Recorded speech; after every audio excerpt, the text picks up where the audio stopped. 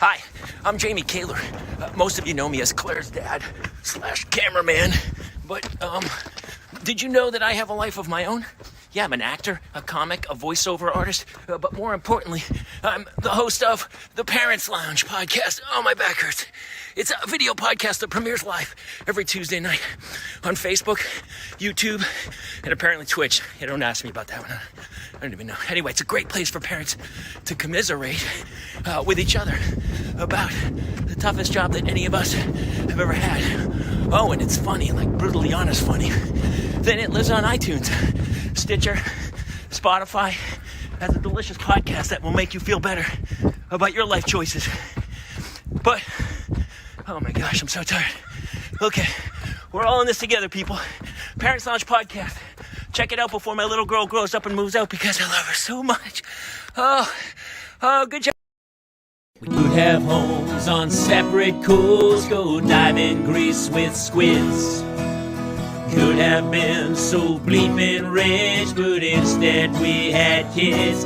They won't smile for a photo, they won't eat the food we choose. That's why we're heading to the Parents Lounge to drown ourselves in booze. Every day we're more exhausted, we haven't slept in years. They hit me in the nuts so bad, my eyes filled up with tears. And yes, we'd like to fake our death and go off of the grids, but the truth is we are softies and we truly love our kids. So join us every Tuesday night to laugh at all our pain. Evening in the Parents Lounge is the cure to staying sane.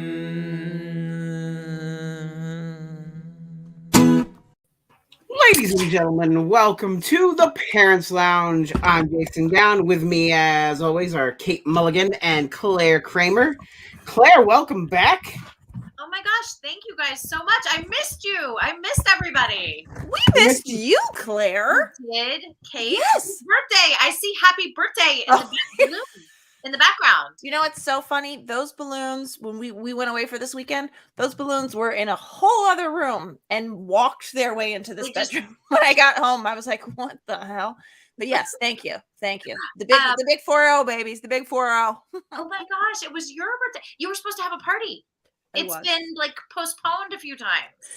Yeah, I don't know if it's gonna hit. I mean, I put the down payment down on the place. Have you ever been to the Castaway in Burbank? It's great. They have the Saturns there every year, which I presented that. Oh, you just did. You were right. just... Yeah, you did, right? Oh yeah, this year they were not there actually. They were somewhere else in Burbank, but normally they're at the Castaway, and it's such a beautiful venue. We poured a lot of money into it already, but anyway, it was basically like I needed to know by February 1st if I was gonna. I had to cancel or keep by February 1st. It kind of works out. Okay, what was your official birthday day? March 3rd. March 3rd. I'm September 3rd. We're threes. Like you're September 3rd. I'm September 9th. You're not. Oh my God. 3. Yes. And Kaler's 9/14. Bye, Kaler. No one gives a shit. Yeah, whatever. Sorry. Oh, but I probably should say Jamie is at something for the kids, and he's here. He's here. Hold on. He's here. Hold on. Oh, okay. Oh, I mean, my wife's the worst.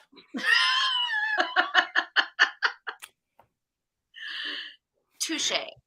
Hold on, I'm gonna actually just change your name to Jamie Kaler. Yeah, I want you great. to just continue to be him for. Okay, first of all, you floated the idea as a Mother's Day birthday party for you, and I am into it. I'm here to say that is like a great idea. I will be there.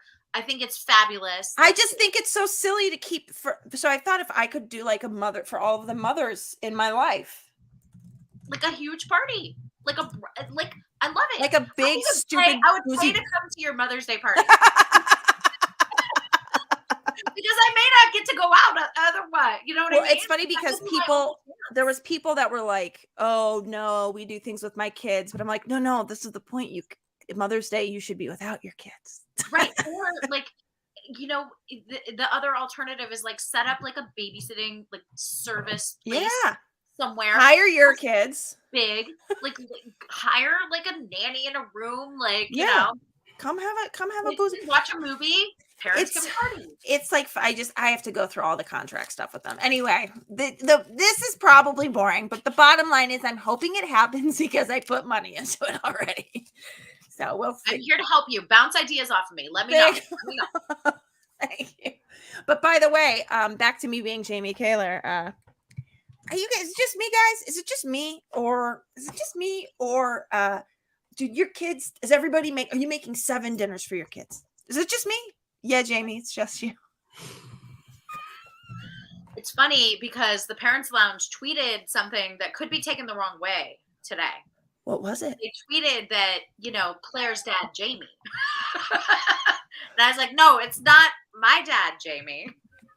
Honestly, until today, I thought he was. That's how I thought that. It's like kind of surprising that he's not. But yeah, no, he's not my dad. So I just also, what is this front? He's at a thing for school when you go to the same school. What is he at? I don't know. Wait, that's right. But no, I don't know. Maybe there's something I'm missing. I mean, is it maybe it's grade specific though? Or am I grasping at straws? Well, I know they did send out. Okay, now this is like ringing a bell, like a little bit of a bell. They did send out this thing, like if you want to be educated in the whatever way of handling children and the appropriate, if you're going to be on campus, it was like a tutorial thing, and I was like, no, I'm good. Yeah, is this something they probably mandatorily made him go to? That's probably like if you volunteer or something. That's weird. Or there have been an incident with you in the past, and when you need proper retraining for how to handle children. Yes, but I opt out of like pretty much all those things. I'm like delete. Does it have to do? Is it a wine tasting? Yes, I'll go to that. But then other than that, I'm good. Claire, I have to know, where have you tell the people, where has Clare Kramer been? Well, she said it's been you may notice my shell necklace. Gorge. It's been a rough couple weeks. I've been in the Bahamas, in St. Thomas and St. Martin. Oh, that sounds awful. Doing a little R&R, relaxing a little bit. But now I'm back, and since I've been back, my eyes have been bleeding because I did not check. I was like, basically the ship, I was on a cruise, and the ship had horrible Wi-Fi, which you had to pay like $120 a day for Wi-Fi on your computer and your phone. You couldn't just get you could get one, but it's like, why? You know, because I need both. The cruise ships are trying to make up 2 years of income. Oh, right. It's like crazy. So I bought the Wi-Fi package. I paid like $1,200 in Wi-Fi, and I literally had no service anywhere.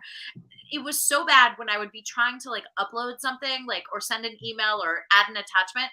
Literally the lag time would be long enough for me to get out my book. I'm reading this great John Grisham book here. And I would read like a chapter or almost a full chapter.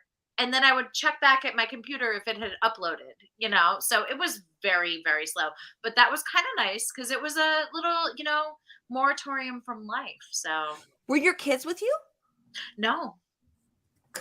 How did you manage this? Yeah, give us your secrets. How do you leave 4 kids? You're 4, so like if you manage to get 4 people, I should be able to handle 3.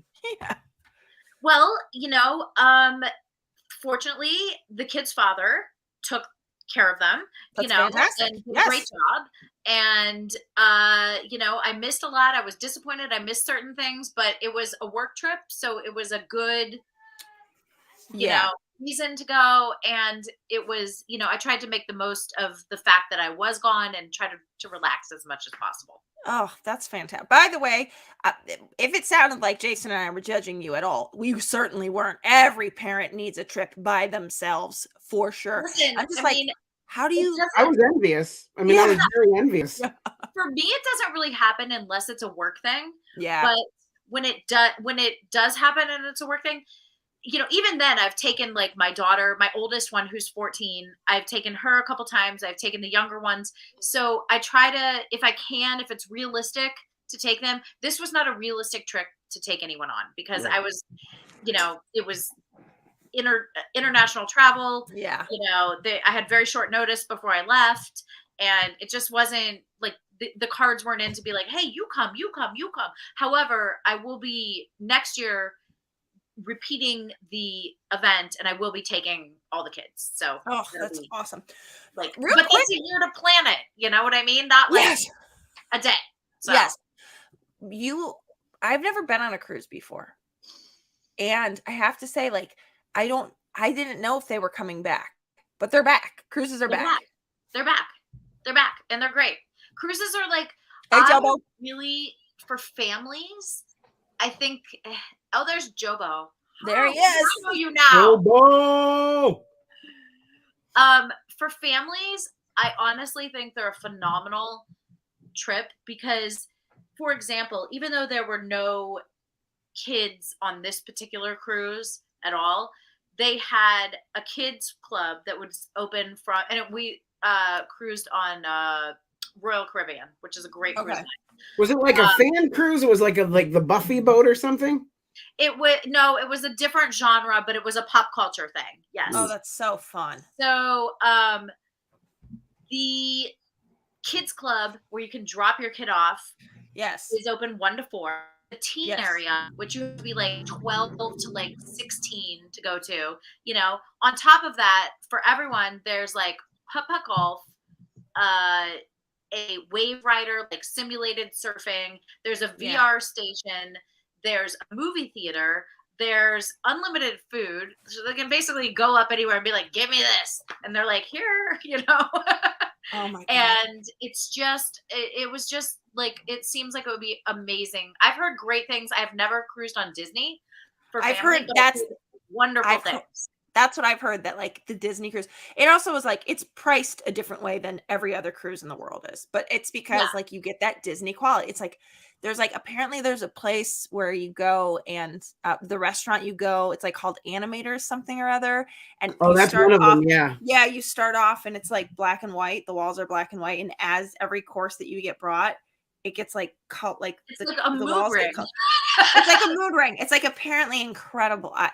I've always wanted to do it, but I also get so massively seasick that I don't know if I'd be a candidate for a cruise. I honestly, so this cruise, I was lucky because they gave, I had a really nice room. I had like, the balcony suites, whatever.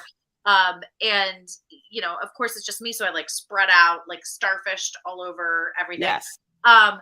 But it was nice because my room was in the center of the ship, which is kind of where you want your room to be because you're not like rocking or whatever. Right. So I actually said to my friend who was on the cruise, I was like, I don't understand how people get seasick. Like the boat isn't moving enough. And especially the Caribbean, not like crossing the Atlantic. If you're on the QE2 or whatever, crossing the Atlantic, that's a whole nother story. Definitely you're going to encounter some waves. The Caribbean's like blue waters, easy sailing, Oh, it sounds fantastic. It does sound fantastic. Also, did you have to fly into Florida to get on that cruise? Orlando. Yeah, I flew into Orlando and then took a car to Port Canaveral, which is where we left. Okay, yeah. Okay. Oh my God. Disney's also leave from there too, I believe. Well, and they also leave from the West Coast. So you can cruise because, by the way, having such a great experience, and the last cruise I took was the cruise right before I found out I was pregnant with Gowin basically the day we got back from the cruise. So that's 15 years ago. I remember being on the cruise being like, where's my cycle? Why isn't it happening? And then coming back and finding out I was pregnant. So it's been a while. And once I did this again, I was like, this is phenomenal. Like, this is such a great family thing. So of course, like I got on all the cruise websites and like made profiles and signed up. And I found like lots of little interesting things. Like, for example, Holland America, if you have kids under 18 and you book 2 people, the kids are only $75 in addition. So it's not like you book a room. You have to book per person on the cruise because they're counting for the food and the, what I mean? And all that kind of stuff. So I was like, wow. So I signed up for all these things on the flight home, actually. And and yesterday and today, I've gotten like 35 phone calls from all the cruise lines that I signed up for. The notification, they're like, "I'm your cruise booking specialist," And I'm like, I'm gonna have to call you back because now I'm back in my real life and like really not sure when I'm gonna go on another cruise. Right. Yeah. What's everybody's dream trip? Let's say with kids, and then let's also say without kids. Because I'll tell you right now, I know for a fact all I want to do with these boys, and it's really for the older, but I just want to go to Tokyo. We have to get to Tokyo. My son is so into like Pokemon, and like he loves he loves anything that comes out of Japan. He's like into. We like do this. I don't. He just it. We like. He's like, can we look at a YouTube video of the Pokemon Center again, which is basically like the Disney store but for Pokemon. I mean, video like arcades, karaoke. So we're like, okay, we can't go when they're young, but like that's our dream come true. Is Tokyo with the kids. What about you? Jace has very specifically asked. He wants to do the Disney World, Universal Studios in Florida trip, which we will once all of the features are back. We will do, but to me, it's pointless to go until everything is back, because he's going to only get that first experience the one time. So. Do they have the Marvel campus there too? No, only in that. So because Universal Jason, Studios, you got to come to Cali, baby. That's coming Okay. soon, soonish. So, because we got work to do with this. So yeah. So as sooner or later, very soon I will be out there. So Universal Studios in Orlando had a Marvel park before Disney acquired their characters. Oh, okay. And so there is a rule in place there that any character that's in that Marvel park cannot appear in the Disney parks down there. So there's no Avengers campus there. Wow. It's only on the West Coast. But that's why you're only going to see like Guardians of the Galaxy at Disney World. Wow. Okay. Cool. I mean, that's your coast though, man, right now. But you got to get out here for that Marvel. You have to come to the Marvel. I mean, I'm talking about like I have merchandise from there. I mean, I had people bring me things. Like I've had stuff sent to me from there because they had those battle robots. They're basically like remote control battle robots that are Spider-Man, and Jace really wanted them, so I had a friend who lived close by pick them up and send them to us. Oh, that was nice. So, Claire, what's your dream trip? Oh, sorry. But that's my trip with the family. Without family, I want to go in and paranormal investigate the pyramids. No shit. I've been to the pyramids. Have you? I had the most amazing. This is really funny. I had the most amazing Indian food ever at the base of the pyramids. There's this amazing Indian restaurant. I don't know why. It's there. It's phenomenal. It was the most, probably like my top 5 meals in my life. But really? The pyramids are really interesting, but there's not a lot, like the Valley of the Kings or for example Sharm el-Sheikh, those were more interactive, interesting, like Tutankhamun's sarcophagus was very actually interesting and also funny because it was closed, and then we were like, yeah, how about if we give you some hashish, can it be open? And they're like, yes, and actually the more cash you give us, the closer you can go to the actual sarcophagus. So it's all a racket over there in Egypt, but it was a phenomenal experience. The pyramids, I would love to go with you, Jason, because I don't really have that like angle in my mind. Like I'm just like, wow, how did this all happen? I would love to have that like paranormal aspect. Our buddy Dave Schrader is actually doing a trip. He is? He is. He's doing one that you can like buy tickets and go with him there. And unfortunately, the timing of it is not going to work for me, but it is on my bucket list to do because, I actually like in middle school and high school because I'm a super nerd, taught myself hieroglyphics and how to read them. And so like I I did all that stuff, and I have kind of been prepping for that my whole life. And so it's kind of this very exciting thing. Well, you could have taught yourself to code, and you taught yourself hieroglyph. You taught yourself the one thing. Not back then. That's our kids, not us. Yeah, in 1993, Kate, we had just gotten cable in our area. Well, I'm just saying, you taught yourself the deadest language. I mean, yes, that's true. You said yes. But if an Egyptian mummy curse ever goes rampant, I'm going to be very useful. Wait, can you still read? Like, if I'm gonna, I don't think I could still do it. I know like which direction to read them, based on the way they're facing, but that I'm not fluent anymore. But I used to be able to like read them. Don't worry about me. That like spell out your name that were really popular in the 80s and 90s. Can you like make me one of those? With your 3D printer, if you will. Can you 3D print me that? And Kate also. Kate, I'm going to throw you in on this. Like, I think it's a great gift. Yes, this is live. Someone just asked that. Sean Patrick, yep. Oh, Sean. Just get on this show already, will you, Sean? Jamie's not here. Wait, Claire, where is your... Oh, by the way, my dream alone trip without the kids is Australia. Ooh. I don't even know that I bring Dickie, if we're being honest. Have you been to Australia? Never. Oh my God.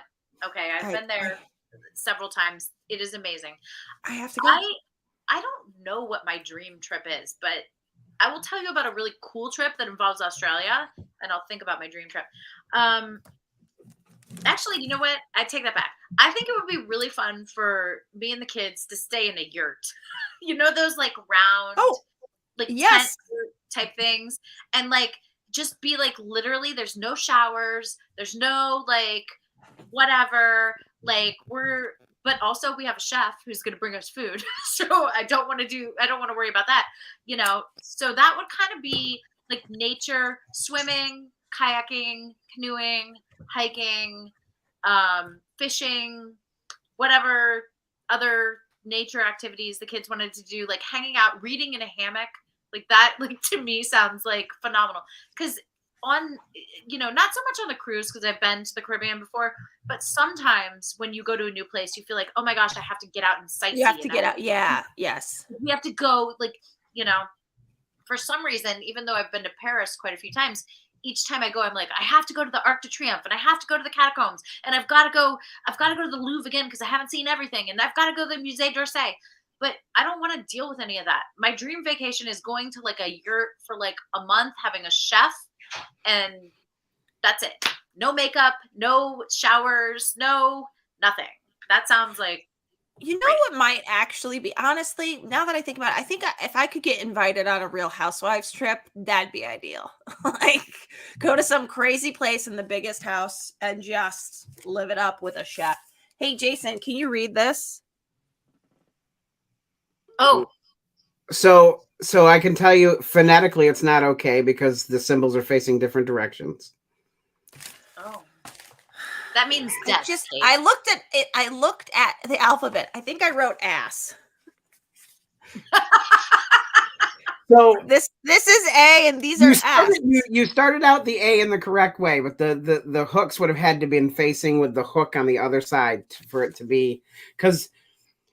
So one of the things I do remember is that when you read them, you read that whatever way the symbol is facing is the way you read them. So like in English, we read left to right.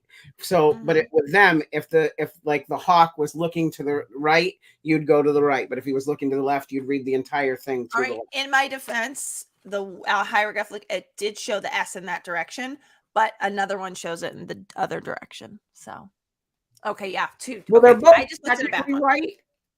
It just depends on where the first symbol was placed. Oh, I should have. Okay, just so make I her should necklace that, Jason. Wait, what? I'm impressed with that bird I drew. I think that's really good. That's very accurate. Thanks, guys. Wait, Jason. So diverging away from vacations for just a second, you were going through potty training. Not with the Dark Lord. Not with 3-year-old twins, Jason. Oh, we are. Jason, don't. Jason, there's not enough booze. We're in it. We started Sunday. Okay. What's your technique? So we are doing the as soon as they get up, sitting with them till they go method, which I don't like. We were told that with twins, that's the best way. And I'm going to scratch it because it's number one, I'm going to spend 8 hours sitting in front of a toilet, which is, 7 hours longer than I usually do. And I don't want to do that. It's a complete waste of my time. But we tried it out Sunday. And so we sat there for an hour. Logan got up, and as soon as he stood up after that hour, pissed all over my son's guitar. And then the Dark Lord just sat there for like another 15 minutes. I think you're wrong about who the Dark Lord is. You just said that the other one pissed on his But he had actually peed and made no sound, and it was in there, and we don't even know when he peed. But when he stood up, the little cup in the seat stuck to his buns, and it dumped all over my lap. Why? But okay. So, continue. Tell me about like rest of Sunday, Monday, Tuesday, and then I'll give you my opinion. Is this where you're supposed to like take their, because I'll be honest, the way I potty train both my boys is I sent them to preschool where they're the only ones wearing diapers, and they came back to me that day potty trained. I'm not fucking kidding. Humiliated. Yeah. Both of them. Both of them came back. They were like, I wear underwear and now. We hadn't done daycare here because Melissa was so high risk because of COVID. Of course. We just kind of didn't do that. But I legitimately don't know how to potty train. Like, is this the like don't wear underwear situation? Well, we're gonna move to that next. I think that's gonna be where we're gonna try next. Claire, do you have tips? Because I would very much appreciate them. May I? All my kids were potty trained by 2. All of them. All 4 of them. Nighttime trained by 3. So here's what you do. And it doesn't work for everyone, but I feel like it works for a lot of people. So caveat, if it didn't work for you, no judgment. Whatever works for you, works for you. Take a 3-day weekend where you're just like, I'm with them. Don't do the no underwear because then there's no consequence. Okay. Normal underwear that they get wet. Okay. So I've heard of this. Okay, I've heard of this. Yes. Also, what I did, which worked out really well, was get a basket and put all the like whatever their favorite characters are, Teenage Mutant Ninja Turtles, the Flash, the Superman, put all the underwear out like in a big display, like you're at a buffet basically, for adults, or an open box. Pick whatever you want. Pick it, but don't get it wet, So then the first day they basically pee on themselves like all day. And you're like, okay, well, whatever. The second day, they start to realize, if I pee, I'm getting everything wet, and then that's not very comfortable. And then by the third day, they're pretty much potty trained. Wow. So so you rely on their discomfort, and then they sort of wean themselves off it. What if your kid's a sociopath? Well, and then you look at them, they asking pee, for you, Jason. You're like, oh, see, that's where you need to go to the restroom. That's what people do. People use the restroom when they have that pee. So when you feel yourself need to pee, and the first day you have to talk a lot about it. The second day you're like, okay, remember what we talked about yesterday. Tell me when you're feeling that, whatever. If you tell me quick enough, we'll make sure you're in the bathroom, but they basically do it themselves is kind of, you know what I mean? Like you put responsibility on them and not on you to like do all these crazy methods of like, whatever. And I did use gummy bears too. Like every time there was a pee in the potty, gummy bears. Yeah. We did Skittles and stickers for the Dark Lord when he did it. And I will say that Logan did not like that his brother got stuff and he did not. So I do think that once there's more of an observation that the competition between the two of them is going to play in our favor. Yes, this is when it's great to have twins. I do think that's going to help. Our sponsors at Voom.today are in the chat today, so just want to make sure that everybody at everybody got that. Voom today. Okay, thanks guys. And so we're gonna give it a little more we've got to give it a little more time. Things were a little crazy this weekend. But the other thing is, the big thing is, like, you don't leave your house when you do it, right? Like, you don't that's go what anywhere. I heard. Yeah, you don't leave your house. When are you ever gonna? Dude, I did like a 15-minute bit about you. Oh, I missed it. Can you do it again? I can't. Yeah, I just basically said, "You guys, Jamie Kaler is here," and then I just went, "My wife is awful." You look very handsome, by the way. Nice, Jamie. Look at you. I was at our children's school, Claire. What were you doing? Because I had a guess of what you might be doing. Was it the? Hey, Jobo! What do you mean, Jobo? Who is this guy? You look good, dude. Oh, thanks. I clean up. You clean up. All Listen, right. I don't know if you know this, Mulligan. I've been on television. No, you haven't. I mean, Getting rid of the camcorder. I used to be on TV. Did you know that? Oh, Kaler. What did I miss? We talked about cruises. We're talking about Jason's potty training right now. Potty training. Jason's kid. Can I interject really quickly? I'm so old that I had a Jason Alexander, my George Costanza wallet, and when I sat down, it was hurting my back, so I have to take my wallet out of my pants now to sit down properly. Hurt my back. I literally hurt my back. Hurt my back. I feel bad for guys that you don't get purses. Like, yeah. I really feel, We can get purses. You could. By the way, Jamie, real quick, I also have to put my arthritis cream for my creaking knees. So, wow, 1st and 3rd grader, you bragger. Yeah, So why were you there? the school, the accreditation board sends a few people to go and talk to a handful of parents, and I was invited. Oh. Which scared me. I was like, really? You want me to open my mouth? And then, it was like a TV set. I knew to do only clean material. So I was going to say, I can picture you getting up there. I can picture you getting up there and being like, okay, first of all, what's with the snacks? Can we knock off the snacks in the rooms? I didn't say that. Why are the teachers? What's with the chips? Nothing. And then did you say, okay, guys, real quick, great school, love it. The pickup line needs a little tweaking. Also, did you guys know I was on TV? Can I tell you? So it wasn't a ton of people there. It was like, I don't know, 20 people or something. And when the guy asked the first question, the other parents started to speak. And I was like, oh my God, they were some of the most eloquent people I've ever heard speak. Oh, I was like, oh. And then eventually I opened my mouth a few times to crack a couple jokey jokes and lighten the mood. But people spoke very eloquently, but they also had older kids. Like some people had kids. Like I literally have a 1st grader and a 3rd grader. And so they, when they're asking questions about, what do you think this school should do different or to be other like other schools? I have no idea. This is my first journey down this path. Yeah. So feels pretty good so far. And my kids have been out of school for 18 months. So really, right. We talked about that, but also I think our school, we were lucky, but I don't want to go into too much. We were super lucky. By the way, Jamie, some of my best work has happened at the parent teacher, like the back to school nights. I remember at my son's preschool, the teachers were like, oh, we love them all. And I was like, yeah, real quick, who would you say you love the most though? And everybody lost their shit. I was like, I was like, yeah, real quick, just out of curiosity, who would you say though that you love the most of all of that? And like, people were just like, choose if you were forced to make a decision. Kate, I also see a Lululemon bag on your bed.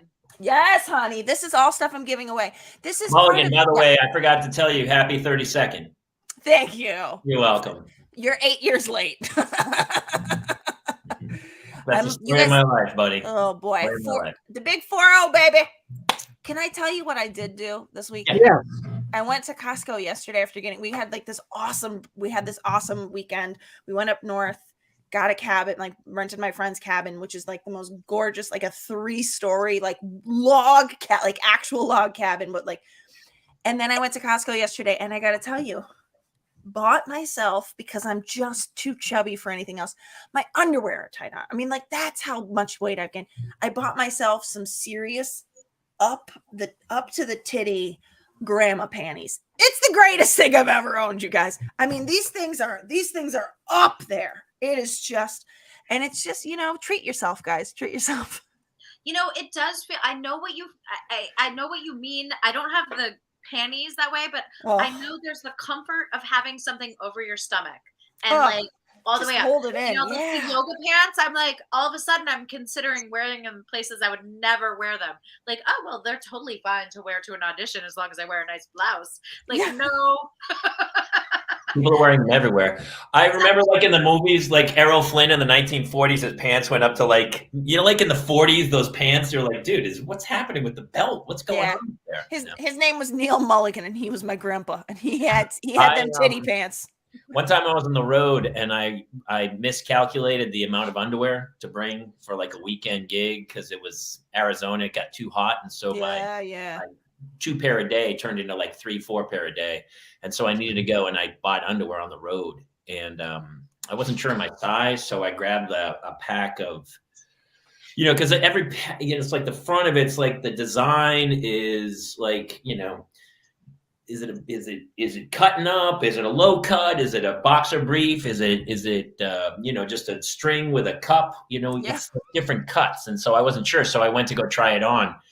And I started walking towards the dressing room in a department store to try on underwear. And apparently this woman had been watching me the whole time as I was like, what underwear? And then I was like, just before I got to the changing room, she goes, whoa, where are you going? And I go, I'm trying underwear on. And she goes, the two women, even Jason. And I was like, what do you mean? She goes, you can't try underwear on, you lunatic. And I go, well, how will I know if it's the right size? She goes, you buy it, you take it home, and if it doesn't fit. So of course, that cost, yeah.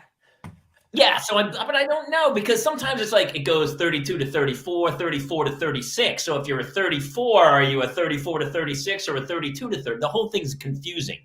And you don't throwing out such low numbers that you're like, are you a 28 or a? Yeah, I know. I mean, I'm not. I'm a 34. Nice numbers, Jamie. I know I'm a 34. It's so weird that my waist is also the same length as my inseam. It's an odd. It seems odd to me that I'm a 34. It doesn't make any sense. I'm so glad you said that, because when I have to buy Dickie things, I'm like, but your waist is so much. You're such a tall drink. You can't possibly have the same. 34. But he's 34. So she makes me just buy them. So I was like, whatever. I felt so embarrassed. I just bought a 3-pack. And then I got up to the room and I had to put them on and go down and do the show. And of course, it was like a banana hammock. It had it was just like a string in the back. And so the whole night I'm doing the set and I'm being pretty active. And every time I'm like, in the middle of a physical joke, like it was like your whale tail came out. Yeah, it was like you were fishing for tuna, but the holes in the net were too long, and all the fish just go right through. It was like, and so I was playing that Mexican Cup game where you try to flip it up to catch the ball into the cup the whole night, and I'm like finagling it, trying to re-grasp, and I'm sitting there going, "Hey, no man left behind." We're in country. We're all here. Let's go together. Because otherwise things starts to, it was like I was holding an ice cream cone and it was just melting over my hand and I couldn't lick it fast enough. That's enough about licking your balls. Wait to hear my next story I got for tonight.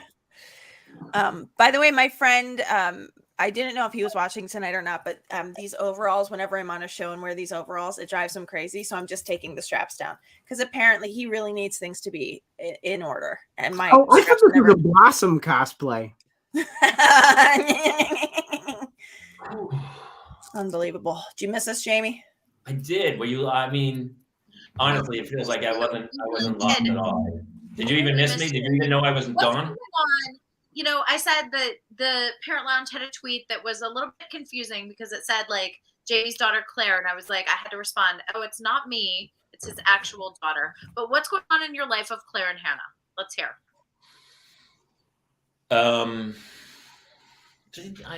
What's happening? I don't know. They're in the other room. Oh, did you play the video? Did you see the video of them roller skating at the top? Yes. It was so cute. Oh my God. And then I filmed me of like, because people always go like, oh my God, that was shot amazing. And I go, this is what it feels like, as I was like trying to shoot them. But Claire turned 7.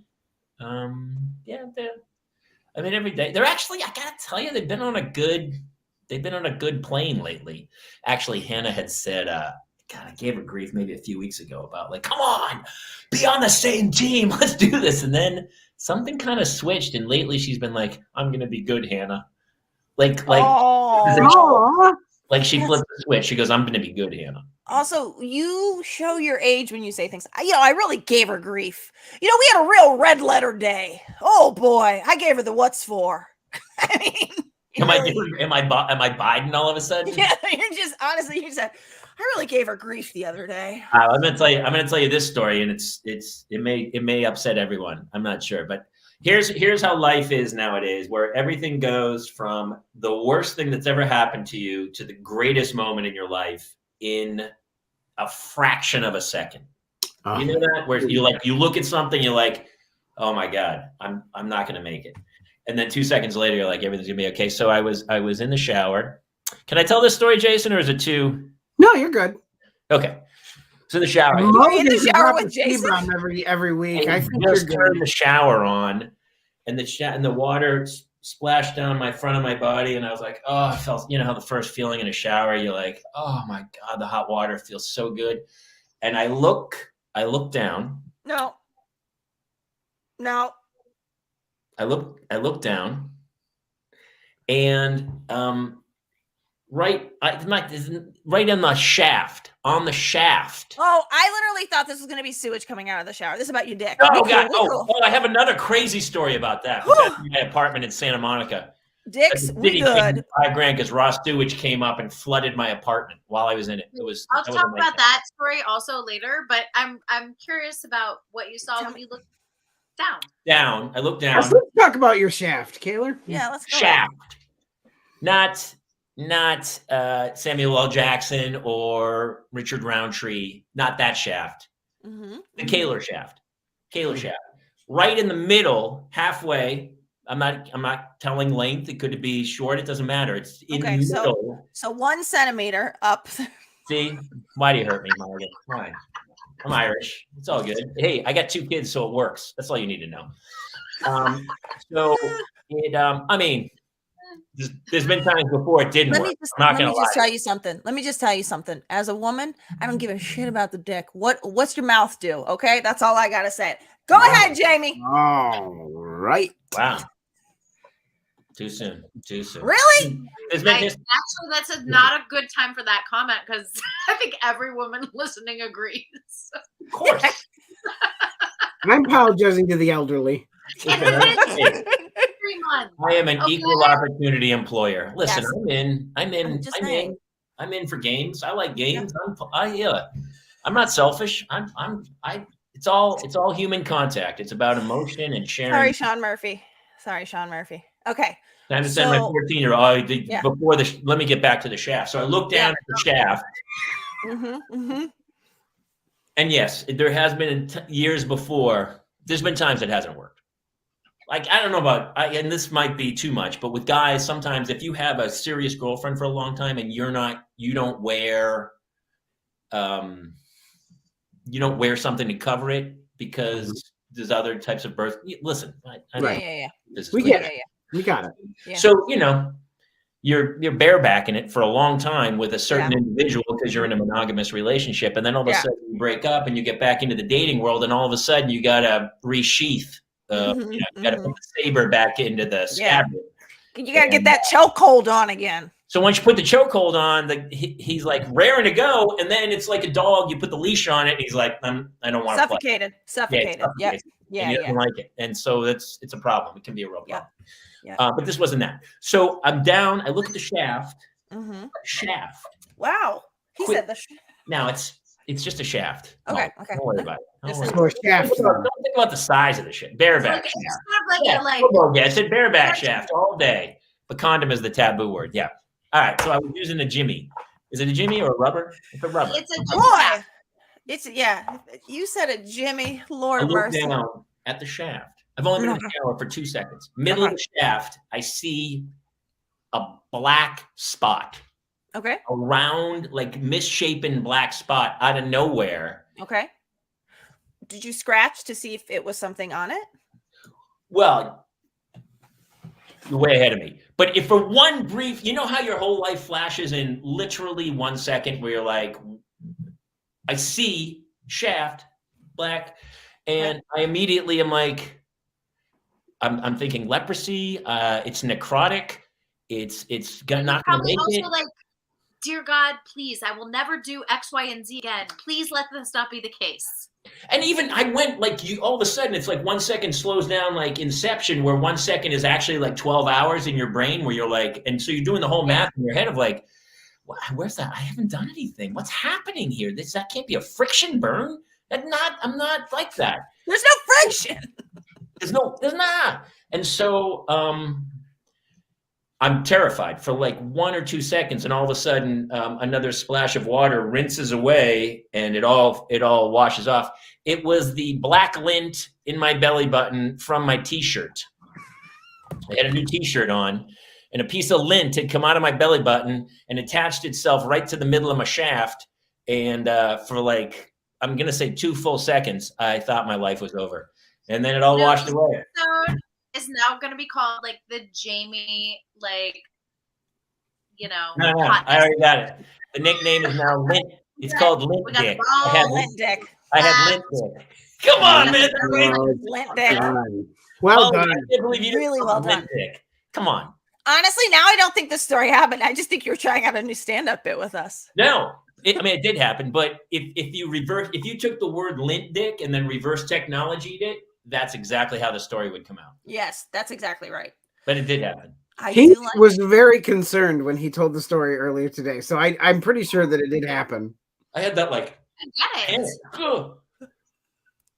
I mean, I can only imagine what it's like to be a woman, because the plumbing down there, it's insanity. Well, we can't My see told it. me she went to her OBGYN the other day. She's like, we just hope that we can see down to the place. Yeah. And we don't get a belly big enough that we can't see down to the place. Well, that's what I took from this whole thing, because I gained like 10 pounds during the pandemic, 10 to 15 pounds. Only 10? Yeah. You did great, dude. It's in my gut. That's really good. It's in my gut. And it showed me that my belly button is a little deeper. It's holding more lint. It's Jobo, you know what I'm talking about with the belly button lint. Come on, buddy. Climb on board with that condom. Okay, so I will segue out of the Jamie Privates section of this podcast into the belly button section of the podcast. I do clean my kids' belly buttons with Q-tips. You do? Yeah. Because I'm like, every Sunday I have what I call like spa day. Not really. I mean, I say it, but the kids are like, they don't care. And basically everyone gets showered, hair washed, hair brushed, ears cleaned out, nails clipped, belly button cleaned. It's not X-rated. It's real. I didn't swear, did I? She said it's X-rated. I'm confused, Claire. So you, that's a thing for you, huh? With the family? Belly button? Every Sunday, hair, obviously shower, hair, whatever the hair treatment is, different for all my kids, nails, ears, belly button. I don't know if I wash my belly button. That Q-tip and get in that belly button. Huh. You actually need a Q-tip to get in there? You can't just finger it? Okay. Q-tip. No, we're tiptoeing. Thanks, Mulligan. Thank you, Mulligan, for not. I mean, but come on, belly button. It doesn't. Also, I think Sarah I think Sarah is enjoying the show. I think Sideways cry laugh face is a good thing. It's a nice X-ray. Listen, it's. I mean, see, it's like when people freak out when they see a woman breastfeeding and they go, "Oh my God, that's dirty," and you're like, "How is that dirty?" I still like, listen, I grew up Irish Catholic, so I had serious body issues about, and I had red fur. Yeah. It's not great to walk around the locker room with a towel over your shoulder showing off your Oh my red. God, I think red fur is so much better than anything. I like that became a thing. Like, it's so cute. What are we talking about here? And plus, it's pasty white skin with. Okay, that's disgusting. I could have been Mr. Olympia, and I would be on stage, and people would go like, "Put your shirt back on. You're hurting us." Like, it's terrible. It's terrible. Yeah. And so I had body issues when I was younger, even though I was in really good shape. And I was like, oh, no, I can't do that. I was like, and then as I got older, I think that's what happens. That's why the old guys are the ones who are like, they don't care anymore. They just have their robe open. They go, oh, whatever. I remember that about being a young woman in a locker room too, like getting ready for swim classes or whatever. And the women that would be doing the lap swim would just be, and I would be like, oh, okay. Because like, you know, like the people with the best bodies are always the ones like hiding it the most because you're like young and whatever. But these other women, I'm like, oh yeah, like these are women that like shat their kids out at some point. Like, yeah, just it's your body's a miracle, man. Just flaunt it. Who can like absolutely. By the way, we do great. Sarah said it's an X-rated show. We in that sort of chain of thinking, we do have a picture. Jamie, you want to put the picture up of your spotted dick? Go ahead. Yeah. Hey, spotted dick is one of my favorite English foods, and actually, that's where the joke goes too. It's a spotted dick. Spotted dick is a what is spotted dick? It's pudding and a sausage. That's an interesting combo. I spent a lot of time in the UK. You know, isn't it called blood pudding for like Irish sausage, Irish breakfast? You get the blood pudding. No? Yeah, I love Irish breakfast. It makes me laugh. Like we think about those old foods, where it's like, I mean, people would like the blood was nutrients it would get, but it like they used to take. Didn't they take the fat and put it on bread or something or other? That was like that's such an Irish thing. Listen, that sounds fantastic. They starved to death. I mean, that was a great famine. So they were eating like peat moss. And they ate whatever they could get. Yeah. Oh, what's better than the smell of peat, Jamie? Nothing. Like the smell of, you guys know peat, like in like an Irish, like in a like authentic Irish pub, like middle of the winter. Just they burn this stuff. It's like this clay. It's like the stuff that they burn it for heat, and it's the best. Yeah, and it's the whiskey smell too. You know. Yeah. Oh God, it's so. Did you guys ever have as a kid? I grew up on bacon and peanut butter sandwiches. Am I not different generation? Different generation, I think. Mm-hmm. I mean, I grew up on them. Like we had them all the time. Like it wasn't like a weird thing. Like Elvis had he had banana and peanut butter. Yeah, we had banana and peanut butter. Banana peanut butter, yes. I don't eat banana. I don't like banana. I've never had a banana. I don't like the smell of banana. Got issues. Kids, I would not even allow a banana to be opened around me because I was like, it's disgusting. But back up. Back up, Claire. Why is a banana disgusting? I don't know. It's the smell, really. It's like a very distinct smell. You know what I mean?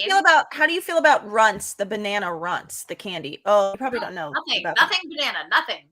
If there's like, my kids will try to fool me. They'll be like, have a sip of this delicious shake I got from Jamba Juice. There's no banana in it.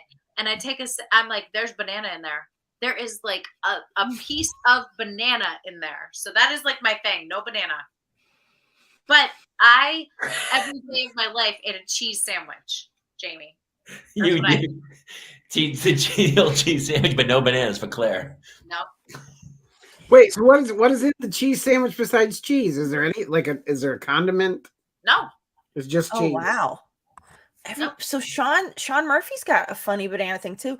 He's only a banana, nothing with banana in it though. Because my kids don't have like such a food aversion to any food, like any one food, like I did with bananas. I also like never, ever, ever drank milk. I've had one sip of milk in my life that I can remember. And it was when I was in college and I woke up and someone was like, here, have a sip of this, what I thought was water. And I took a sip and I was like, that's milk. But like, what aversions do your kids have? What do they not eat or drink? Hold on. You think, wait, back up. You think this is going untouched? Mulligan, I saw the look in your eye. Have at it.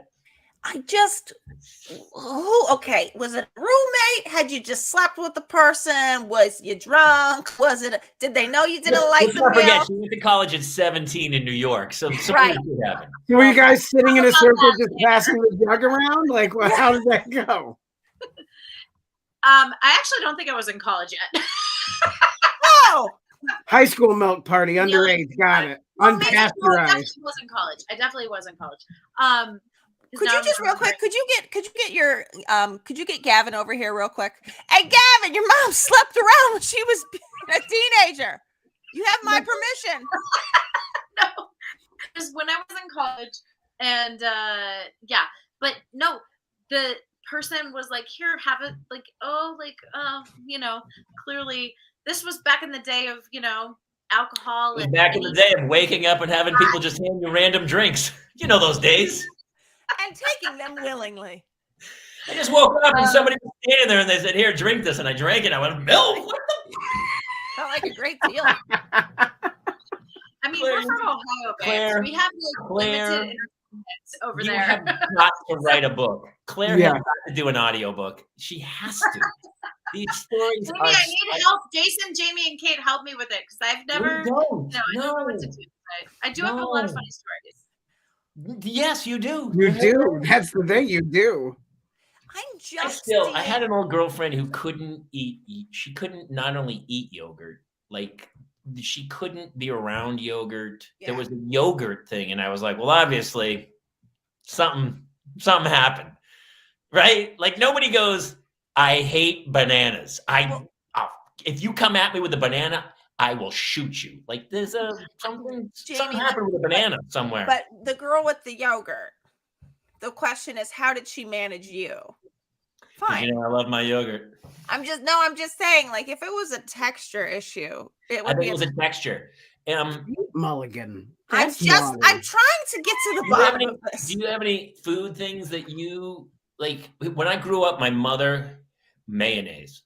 My mother, she couldn't hold a jar of mayonnaise. Okay. And I was like, what happened to that lady with mayonnaise or something? She had a hook for a hand. It's a different story, but yeah. It was different. It was a great hook, though. It was a great hook. Yeah, she just couldn't hold the jar of mayonnaise. Yeah, it moved. Was it like the pincher? Was it like the two-pronged pincher hook? Two-pronged pincher hook. Yeah, one of those. Good. Was a good hook.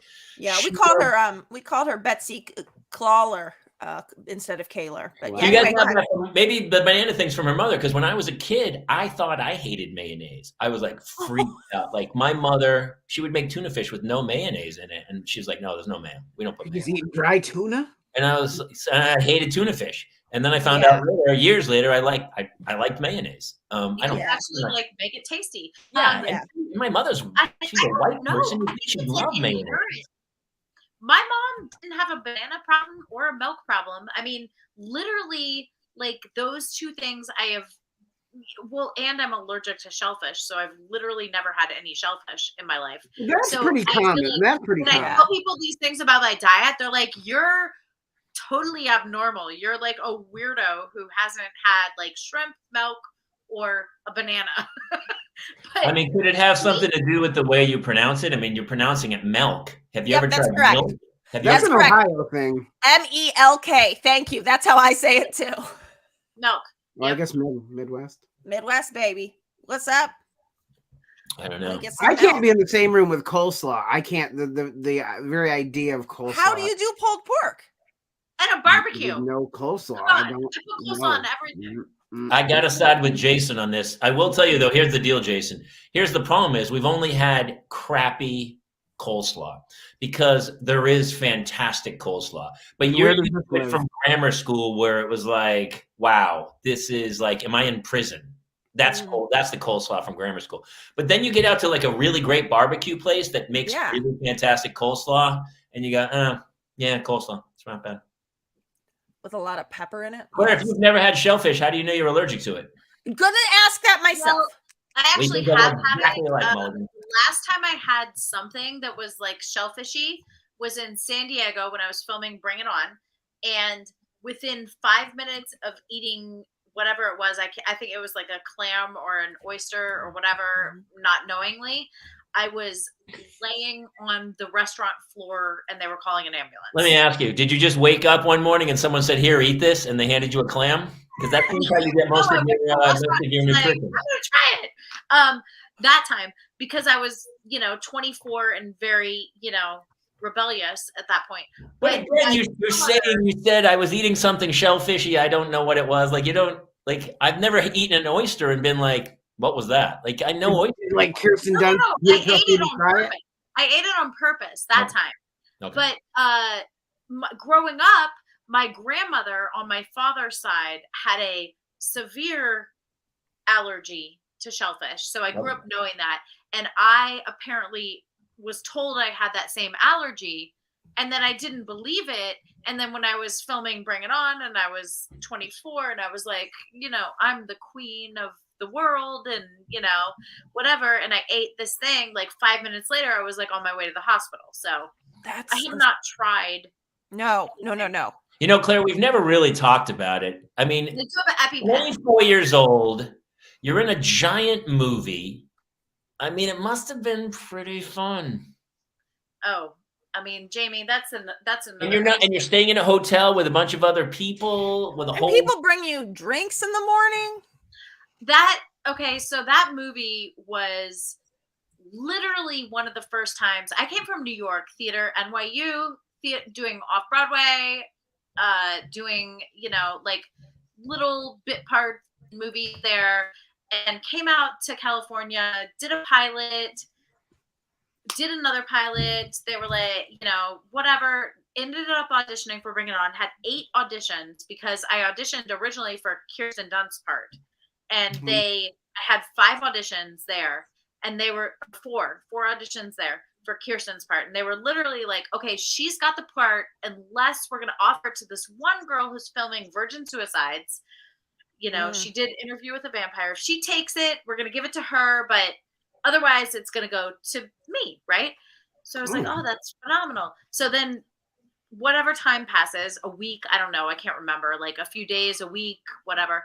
And they're like, no, it didn't work out. And so my agent was like, can she please audition for something else? Can she try for another part? I love your agent. So I had to go back in and do another 4 auditions for that, the role I ended up getting. Right. They put you through hoops, don't they? They put you through hoops. Yeah, it was phenomenal. We shot in San Diego for 6 months. Well, 5 months we shot on film. This was still in the days of film.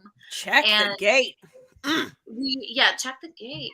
And we had a month and a half of training beforehand. So we were down there for like that extra time. It was like the best time of my entire life. It was so fun. Yeah. How many of the guys did you end up going out with? Is that out of line? I'm sorry. Is that too much? I thought we were being open. I just told you about my shaft. I'm so confused. I mean, it was about his lint dick. Come on. He has a lint dick. I'm going to make a shirt that says lint dick across it. Come on, that's no. It's really good. No, the front needs to say like what? And the back needs to say lint dick. I think also I'm excited for your band, the Lint Dick. I do think that really happened but I do think that could be a bit on an album. I think that Lint Dick could be a bit on an album. There's something about that. 100%. I was trying to equate it to how it happens in our lives where you see something and you immediately map out like the next 5 years of your life of like, all right, so that's going to get amputated. I'm going to be in a home. I'm going to be in a wheelchair. Like you immediately see the future and then everything just washes away like rain and you're like, oh no, I'm okay. Yeah. I'm okay.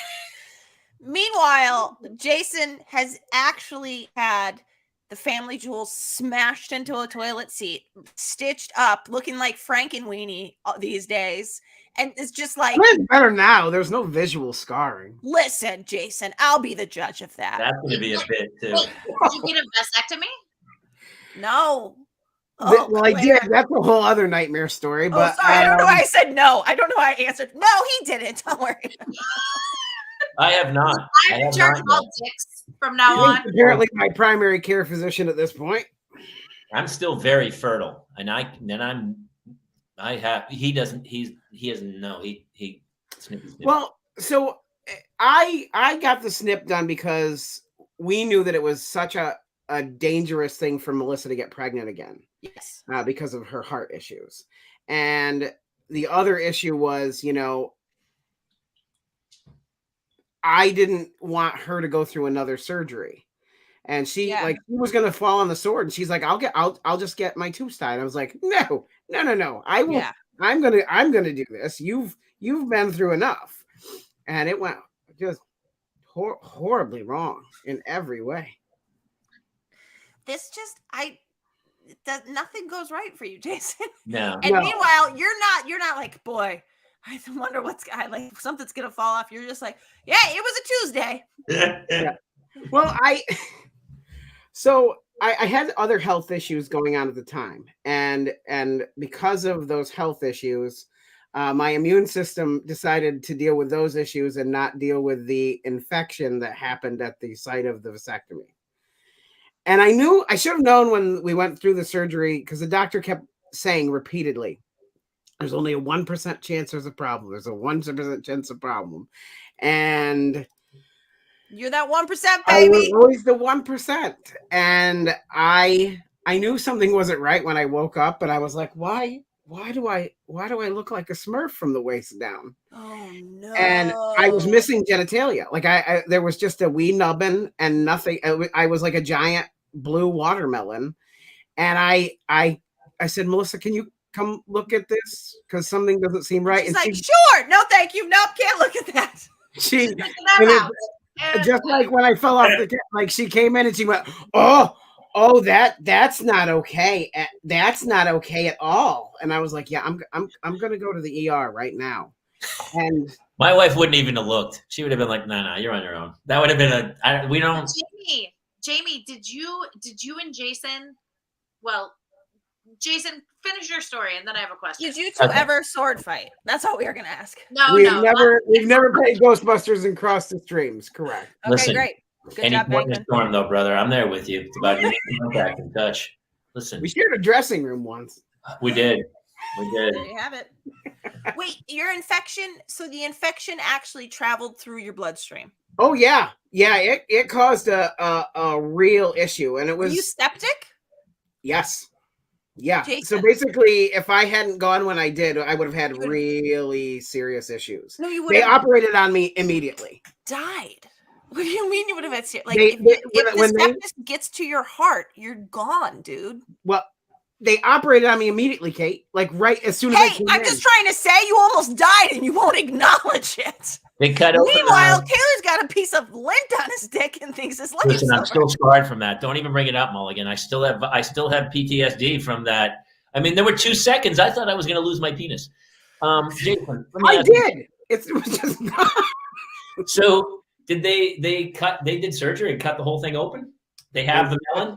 Yeah, they everything had to be drained and it was not good. Do you think they videoed that? Because I love a pus drainage.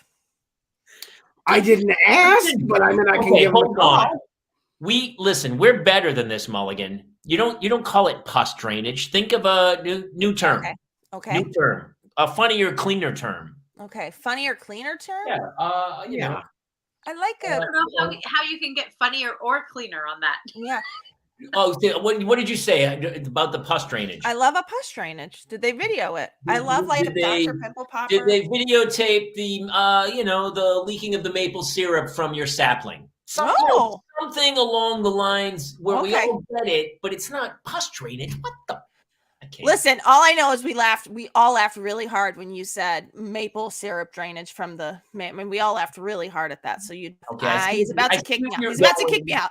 I see where you're going, but at least people didn't like curdle and go like, "Oh, pus drainage."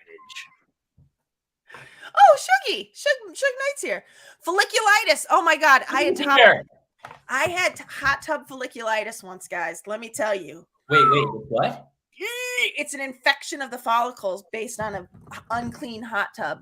Oi! And it was my own hot tub. Where were the follicles? Oh, I'll send the picture. No, I don't want to. I'll send the picture. You guys, fine. Stop asking. I'll send the picture. Fine. I won't. I'm blocking you. I can't. Claire, have you ever had any major medical issues like that where like you they just went horribly wrong? Well, she had 4 kids in 5 years. I feel like that's no, actually, funny enough, I've never, even with my kids, I had no epidural, I had no medication, I had nothing, no interventions with any of them. So I have not like had any, God bless, knock on something. I mean, you're jinxing me now, but I have not had, my challenges in life are not medical. You're a baby making machine. You ever think about that? I think about that sometimes about like you were born to have babies. If we were in the 1800s, would you be alive still? That's what I asked, because it's like if you had an appendicitis, probably not. If you had, an abscessed tooth, probably not. Like if you had, and I would probably be alive, and I would probably have like 20 kids. I'd be like the Duggars, but in the 1800s. I would not be alive. Would not be alive. Like folding laundry, and another one would just drop out of the chute, and you would be like, "Oh, I guess, hey." You'd be dead like 72 times over. Like every day is like some new thing for me. You would have had, listen, you would have had pertussis as a child. You wouldn't have made it out of childhood. Let's be honest. I had croup at age 5. I would have checked out then. Dead. Yeah. Dead. You guys don't worry. I'm gonna find this hot tub folliculitis. Don't worry about it. I won't do that. No, I won't. Jason, stop begging. I'm gonna send it. Don't worry. So Claire, what's happening with the kids? Have you been on the road with the? It's funny. I was talking to somebody about you traveling with all the. Well, we kind of covered that, Jamie, but I do want to tell you that my oldest. You have to tell us the Ralph story. You have to tell us the Ralph story. My oldest got a job. She's working. You want me to pull the photo? I really fought hard for this. And Jason, you have the photos, I believe. There she is. And those are my 2 boys right there in the orange and the yellow.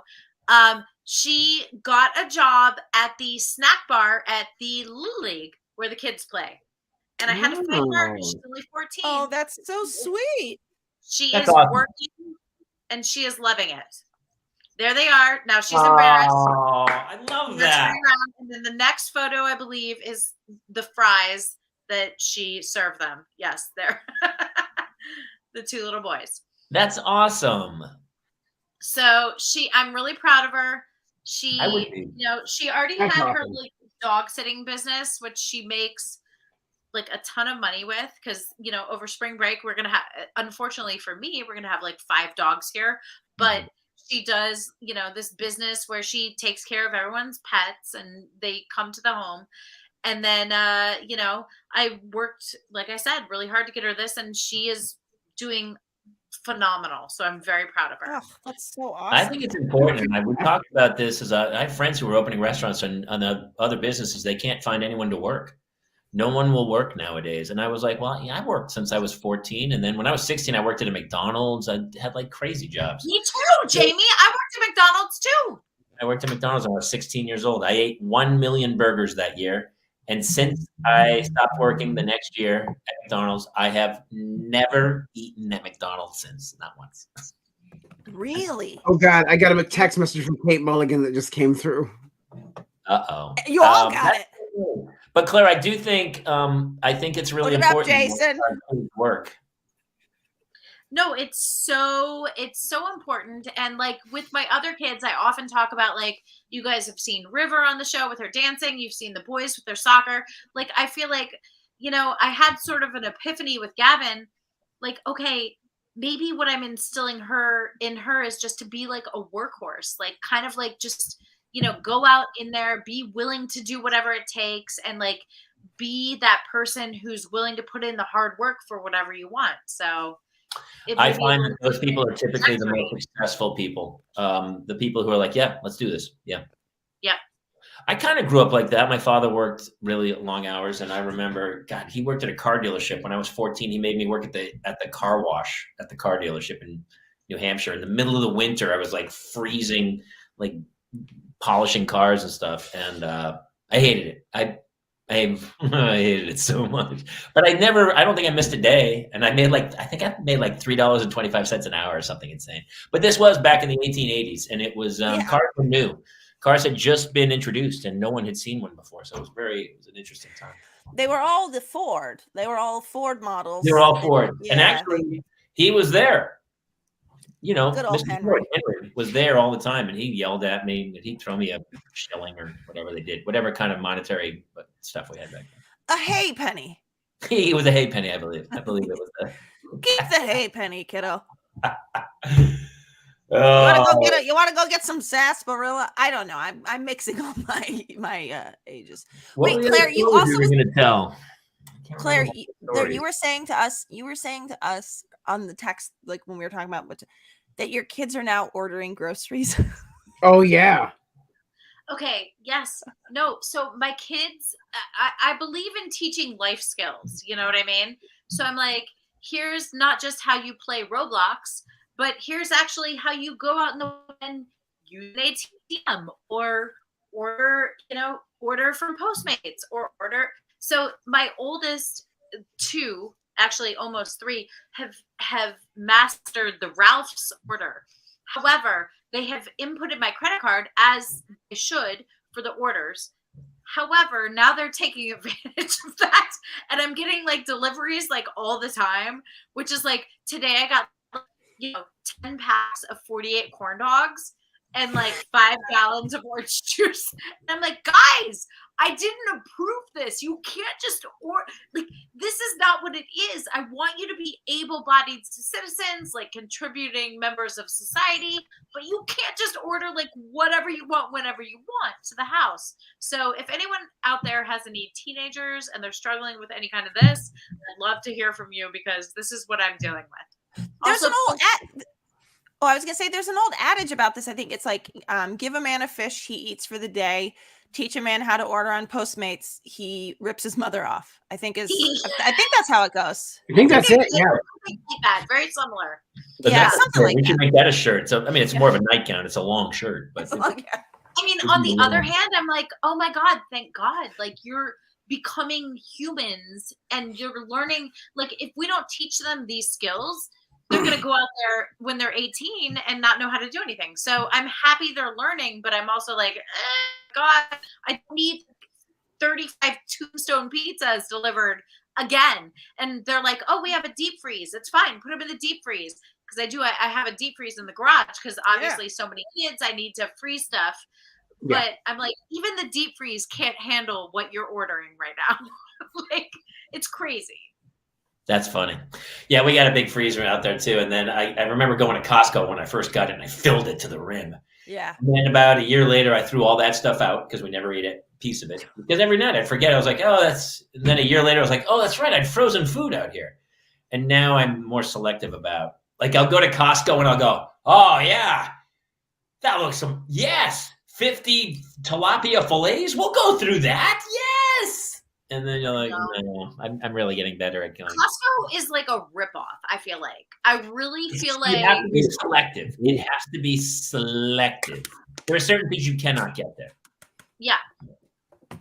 You okay, Kate? I'm fine. It's fine. I got a Costco business now. I do Costco business. In North Hollywood? Yeah. Girl, tell me that's not the... You can get any drink. Oh, honey, that is the best. The drinks are the bomb. You can get like the full packs. And like, if you need 50 bags of Lay's potato chips, it's right there for like $9. It's pretty great. And Claire, I mean, don't you have to do snack for like the boys' soccer games? Not for like the whole team. Soccer. Oh, we don't do snacks for club. Because I'm on snack duty for T-ball this weekend, and I was like, "Thank you, Costco." Okay, well, also for snack duty at our little league where Gowin is now working the snack booth, I buy the snack bucks and I give each kid 3 snack bucks. I'm like, here. Like saves me all the work. I was gonna say they pocket it and they order something on Ralph's. Right, and fine. No, it's like a little it's a Disney money, but it's like little league money. You know what I mean? Oh, nice. So it's so. That's what but club is great because no snacks. People are like, no frills, done. We're just competitive. We're just gonna kick your ass, you know. I had to slice apples yesterday for a Girl Scout meeting. My wife made me slice apples, and it took us 20 minutes to figure out how to not let the apples brown in the 1 hour that. There's lemon, right? What is it? Lemon. Yeah. Lemon juice. So you put it's one tablespoon of, and this is a great parenting hack for everybody out there. And this is, I think, what everyone's going to remember from this podcast. And we'll call this podcast the How Not to Brown Your Apples podcast. And it's 1 tablespoon of lemon per cup of water. And then you let them soak for 3 to 5 minutes, and then they don't brown. Wow. I always wondered, because you ever go to a store and you're like, there's apple, or when you go to McDonald's, you're like, there's apple slices, and you're like, how are these not brown? Because I literally slice an apple, and in the time it takes me to put it on the table, I'm like, they turn brown, dude. Yeah, no, I think McDonald's embalms them the way we do about They use formaldehyde, which I is very healthy for a child, because what it does is it kind of purifies their innards. Oh, listen. I think that's Have you heard Ellis's bit about the vaccine? He's like, you know what you got to do? For the people that don't want it, it's fine. Just put it in a chicken nugget, okay? And then when they order them, they get it. And then when they find out that they got it, he's like, then they're not going to get it again. He's like, but boom, the McRib is back. So they get the second dose of the McRib. And he's like, and then when they complain that we didn't tell them what was in the food, we say, we've never told you what was in the food. That's true. I basically just stole. It's not my bit. It is Mark Ellis. Go check him out. He's one of the best working. The booster is the Shamrock Shack. Yeah. The Shamrock Shake. Totally. Yeah. Oh my God, which is happening? Oh, I was going to say the lava hot apple pie that like scalded the inside of my mouth every time I ate one. Yeah. Lips like blistered. Yeah. But anyway, yeah. This is a terrible. I can't tell the story. I could go to jail still. I don't think it's. But yeah, I worked in McDonald's for a year. Anyway. Correct. But Jamie, wait. I will say the greatest Coca-Cola you can get in the world. And my Schmodown people have taught me why this is, but I love a fountain Coke from McDonald's. Yeah, and and do you know why? Yeah, we talked about this. It's because I think they get to keep, like, they have a deal with Coke that they can use a higher percentage of the syrup than normal. Interesting. And they keep them in steel drums instead of the plastic bags. That is true. It is the steel. It's they're pressurized. I also believe they allow them to use Coca-Cola from 1909, where it still had cocaine in it. I think that's still the way it did. Right? I love it. Coca-Cola first came out, it had Coke in it, like legit Coke. It had drug in it. Listen. It's funny because now so I fought tooth and nail. My kids are never eating it. Like we don't eat fast food that much, but I have given in. And so I was back east with my in-laws, and they were like, "We're going to McDonald's," and I was like, I tried to put up a fight, but they were like, not happening. And so my kids went to McDonald's for the first times, and their head, they exploded. And now we'll get McDonald's, although we get In-N-Out more. Like we got In-N-Out yesterday, but it's delicious. Yeah, it's great. We don't. I don't do McDonald's much, but if I'm not eating, I'll get McDonald's because it's. I remember the last time I went, and I went through the drive-through in North Hollywood, and you finish and you buy 2 meals for 2 kids with a ton of stuff, and then you get up there and the guy's like $3.80, and you're like, no, I have that order, and he goes, no, it's $3.80, and you're like, it's wild. How is that possible? Yeah. It's a well, this is the thing is like I just read this article recently about how like when people like shame other parents for eating at McDonald's, you're not taking into account like other people's budgets, what's available where they live, what they're like. It's just there was like one person was saying how like the woman she was like a dietitian that consulted people like about how to eat healthier, how to, keep your kids healthier. And the woman works at McDonald's. So like, what's easier to feed your kids when you're coming home at 6 p.m.? Like, of course, just bring them McDonald's. But so what they did is they just figured out what at McDonald's was the best thing, because to say like people shouldn't eat McDonald's is like, well, that's what they can afford. Yeah. That's what's available in that area. It's called I'm a food big fan deserts. we eat healthy, but we also eat horribly. My kids, they eat Cocoa Puffs in the morning. My wife's like, don't get, I go, I like Cocoa Puffs. I get them. So I like Cocoa Puffs. But I also, like this morning, I made pancakes. I'll make an egg, bacon and cheese sandwich a lot. Or like some mornings, I like just bowl of Cocoa Puffs. We make oatmeal a lot. We eat actually pretty healthy. We don't. My kids, I mean, they definitely snack. I mean, so it'll be a healthy meal. And then in the middle of the day, you're like, they get the Nutella with the little pretzels or whatever. Pretzel thing, yeah. Yeah, and then later they go, can I have dessert? And I go, yeah, I don't know if you know that. That's dessert. Just so we're all the same. So they end up having. Bless you, Claire. Dave Schrader's I was on. I did Dave Schrader's podcast, which is fantastic, by the way. Jason, you've been on it as well. I have, yes.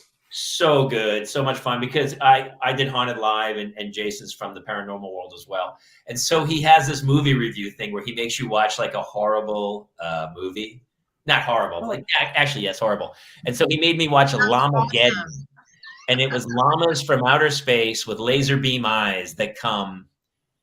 It was graphically one of arguably the worst films I've ever seen. It was only like 72 minutes where you're like, wow, they couldn't even make a feat. But so I kind of took a different tact on it and was like, these guys were so good. They don't need 90 minutes to tell the story. They knocked it out at 72.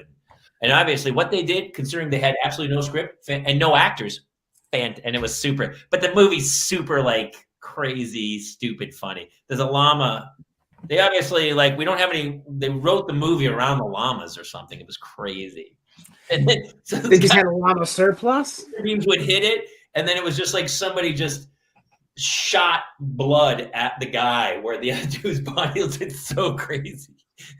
Peekaboo ice cream is delicious. It seems like Dave Schrader maybe just had some Coca-Cola from 1909. What is Peekaboo ice cream? I might have had some too myself. Yeah. I watched a movie once. My buddy and I that do the show every Friday. We were doing this for a while, watching like B movies. We watched Snakes on a Train. Not on a plane, honey. No, Snakes on a Train. It was truly one of the funniest things I've ever seen. It's a real thing. I'm in. Claire, have you done any crazy horror films that are like you look back and you go, wow? I mean, I have a couple that I laugh at that are ridiculous. Well, one of the funniest, honestly, this is like one of my best movie making experiences, but the title kind of crazy. It's called Big Ass Spider, and we're actually doing a sequel. And I remember when I took the job, because I worked with the director. This was my second time working with him. I've worked with him 3 times. And I took the job, and my agent was like, it doesn't get any worse than this. And I was like, well, it's going to, because I'm doing this movie, you know? And it is kind of like, I mean, it's about a big ass spider like takes over Los Angeles and whatever, but it's really funny. It's Greg Grunberg, who's in Star Wars and Star Trek and whatnot, and Lombardo, who's a great comedian, and myself. Anyway, yes, Jamie, that would be my one that I'm like, yeah, that was kind of like a crazy choice. It turned out, but yes, good. I have a couple. I'm in a movie called D-War. It's short for Dragon Wars. And we shot on top of the U.S. Bank building. Do you know the one? Nice. Yeah. Downtown? It's the tallest building this side of like the Mississippi or something. Yeah. On the helicopter pad. I'm a helicopter pilot, and I get eaten by a dragon. Fucking classic. This is so great. I love it. The director is Chinese. He doesn't speak one word of English. And so I'm there all day. They drag me up to the top of the helicopter pad on the U.S. Bank building. It had rained the day before, so you could see the ocean. You could see everywhere. And I was like, oh my God, taking photos. This is crazy. They put me in this helicopter. I'm looking out at Los Angeles, and the camera is like right there. And the director's like, he doesn't speak a word of English. And he's like, the dragon. And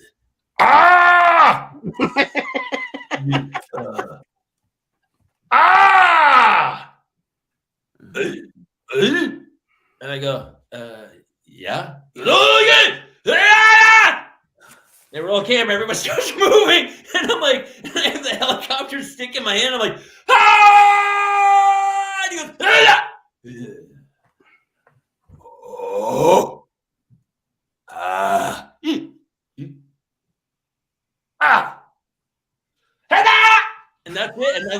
Irish takes, and the guy never spoke a word of English to me. And I'm like, what the fuck is happening? And some other dude's like, he's saying you get eaten by a dragon, and just scream. You're going down, screaming. And that was it. And so if you ever see it, it's called D-War, and I'm in it, and the helicopter's there, and I'm like, and they eats the helicopter and walking, and the dragon is curled around. It's that big. It's curled around the U.S. Bank building. Okay, please share that on the Parent Lounge Twitter, because I know I'm going to be looking for that, and I know other people would like to look for that. Yeah. So please. It's Post that. I'm in there's another one called Dead and Deader that stars none other than Dean Cain. And it's a zombie film. And it was before The Walking Dead. I don't want to say we started the trend of zombie films, what we did. And so nobody, I remember Dawn of the Dead and that kind of stuff, but years and years ago. But this was Dead and Deader, and it was a zombie film, and there was no, there was no Walking Dead. So we weren't like pros on zombies. And they had a zombie coach.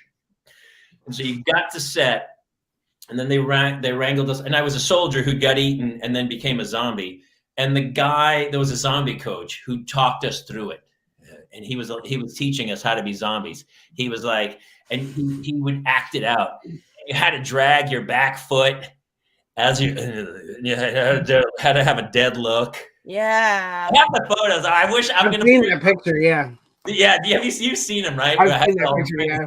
It looks like my throat's gashed open or something. I was in prosthetics. This is Dean Cain's in that? Dean Cain is the lead. You know, I don't know if I've ever seen it. A ball out from the pitcher's mound to home plate with Dean Cain at I think it was an Orioles game many years ago, and he's now the star of the Republican National Convention. Listen, I don't know him personally. He was super nice. He's super very nice. He was very nice. I don't do politics. I don't do politics either. I do. Well, I mean, I do them, but I don't. So I shot another film with this guy Putin, this Russian cat. I don't do politics at all. He was cool to me. He put me in charge of the whole oil industry of Russia. I made $1 billion. It wasn't a big deal. Kind of close, but I can mega you.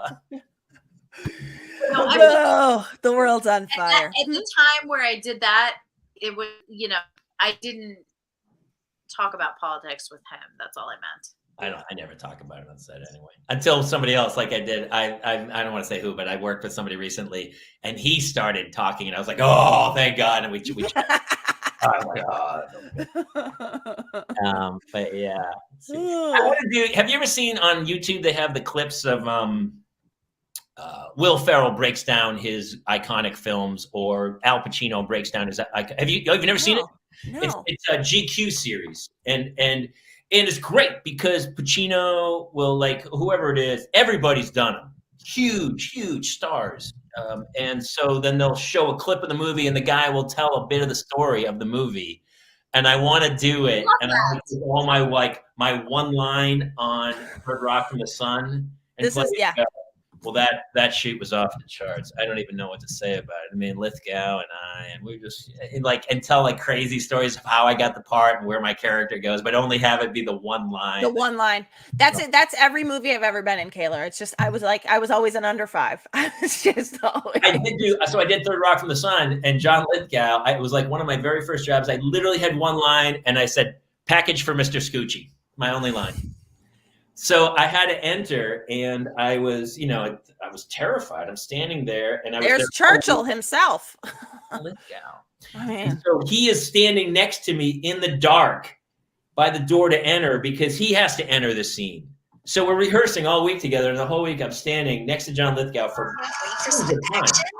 And he was literally the nicest person you've ever met. He said, so we go to shoot night, and we're standing there shoot night, and I'm terrified. It's one of my first jobs I've ever done. I'm about to walk out in front of a live studio audience and just say this one line, which I'm literally saying to myself, package for Mr. Scoochie, package for Mr. Scoochie, package for Mr. Scoochie, package for Mr. Scoochie, package for Mr. Scoochie, package for you're saying it over and over because you're so terrified. You only have one line. You're like, if I don't say this, there's 200 people who are going to go, what the fuck is wrong with that cat? And so I'm sitting there, and they yell action, and the other scene's starting, and Lithgow leans over. He goes, You only have one line, Mr. Kaler, so make it good.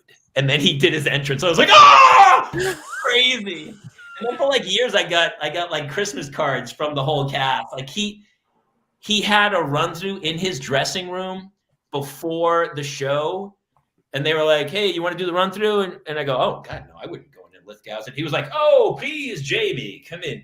And he was like the most gracious guy. And his dressing room was like a museum of comedy. He had Charlie Chaplin's cane framed Wow. on the wall in his dressing room. I'm like, fucking John Lithgow. That was crazy. He had all this memorabilia. You were like, God damn it. Like he had Buster Keaton's train from the General in the dressing room. Shit. And I was like, still to this day, every time I see him, I'm like, you know, when you're like, Claire, you know, when you work with people, like some people are they're about the craft and about the art of it all. And it's so glorious when you're in the middle of it and you're like, we're creating stuff. And even though you're obviously easily replaceable, like anybody is, and you're like, but you feel like we're putting on a show. And then there's other shows you work on where you're like, just keep your mouth shut.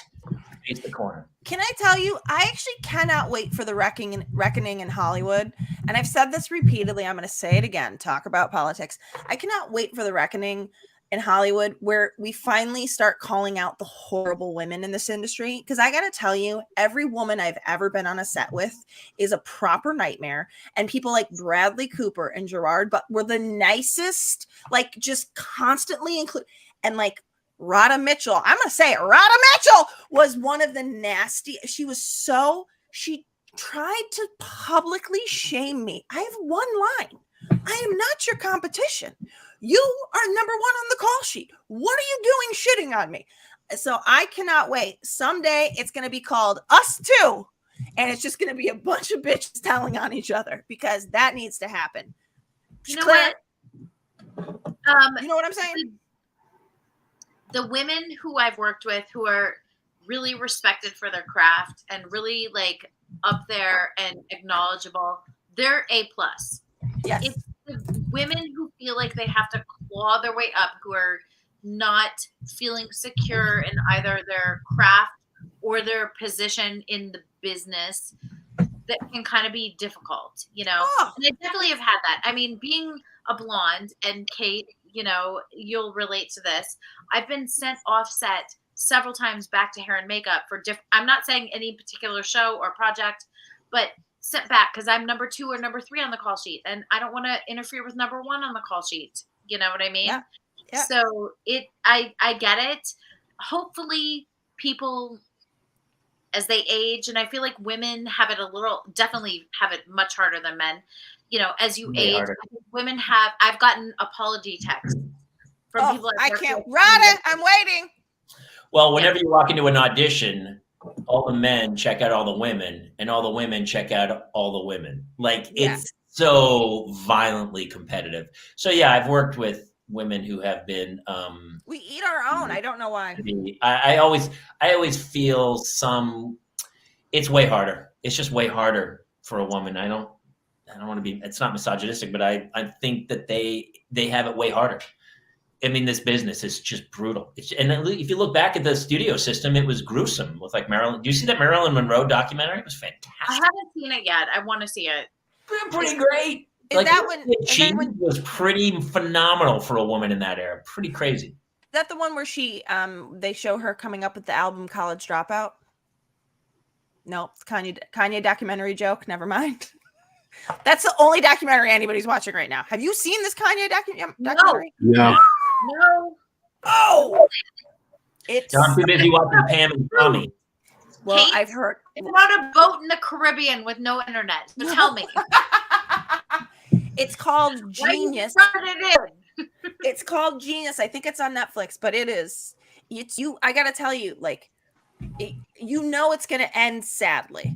Like, you just know that he's gonna get. But he is such a hard worker, and he really is.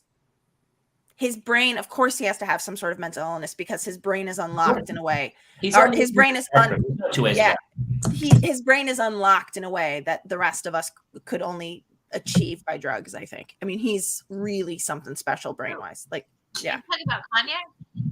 Mm-hmm. Speaking of something special, I do have the D-Wars trailer ready. Shut up. You just put it up. I'm going to put it up. Oh, boy. Oh, boy. Jason, I can't even tell you who's in it. Jason Beggy? Can you see it? Oh, yeah. You are official. This is it. That's a 2007. I can read Korean. You can blow it up. Blow it up to the screen. The corner. Jason, also, Jamie, this is Korean. He's Korean, yes. My mistake. He's there I go. He's Korean.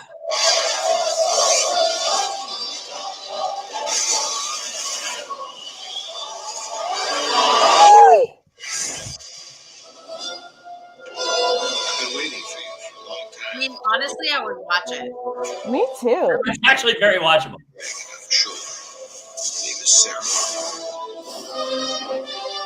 Your second chance to protect the angel. That's right. Robert Forster's in it. Here's the bank building.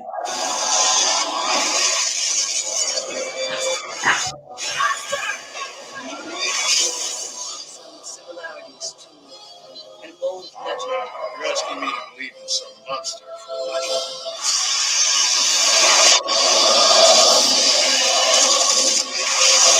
That's me in the helicopter.